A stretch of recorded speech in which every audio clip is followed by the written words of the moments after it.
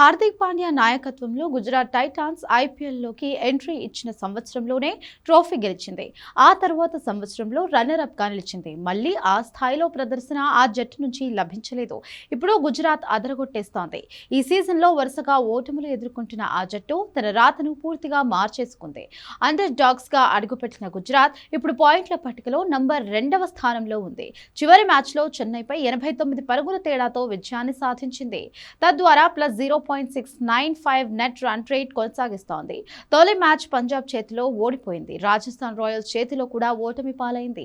ఈ దశలో ఢిల్లీ క్యాపిటల్స్ మీద 1 పరుగు తేడాతో మ్యాచ్ గెలిచిన తరువాత గుజరాత్ ఆట తీరు మారిపోయింది. వరుసగా 3 విజయాలు సాధించింది. ముంబై, బెంగళూరు చేతిలో వరుసగా ఓడిపోయిన తరువాత గుజరాత్ మళ్లీ విజయ యాత్రను మొదలుపెట్టింది. వరుసగా 5 విజయాలు సాధించింది. ఇందులో హైదరాబాద్ జట్టుపై కూడా గుజరాత్ విజయం సాధించింది.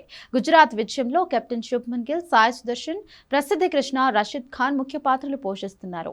సాయి సుదర్శన్ 638 పరుగులు చేసి ఆరెంజ్ క్యాప్ హోల్డర్ గా కొనసాగుతున్నాడు. గిల్ 616 పరుగులతో సెకండ్ ప్లేస్ లో ఉన్నాడు. రషీద్ ఖాన్ 19, ప్రసిద్ధ కృష్ణ 14 వికెట్లతో పర్పుల్ క్యాప్ విభాగంలో తమ సత్తా చాటుతున్నారు. ఇద్దరు బౌలింగ్ లో, మరో ఇద్దరు బ్యాటింగ్ లో అదరగొడుతున్న నేపథ్యంలో గుజరాత్ జట్టుకు తిరుగు లేకుండా పోతుంది. ఇప్పటికైతే 2వ స్థానంలో ఉంది. శుక్రవారం నాటి మ్యాచ్ లో బెంగళూరుపై హైదరాబాద్ గెలిచినా నెట్ రన్ రేట్ విషయంలో గుజరాత్ పైచేయిగా ఉంది. దీంతో గుజరాత్ 2వ స్థానంలోనే లీగ్ స్టేజ్ ను ముగించింది. తద్వారా తొలి క్వాలిఫైయర్ లో ఆర్సీబీతో తలపడబోతోంది.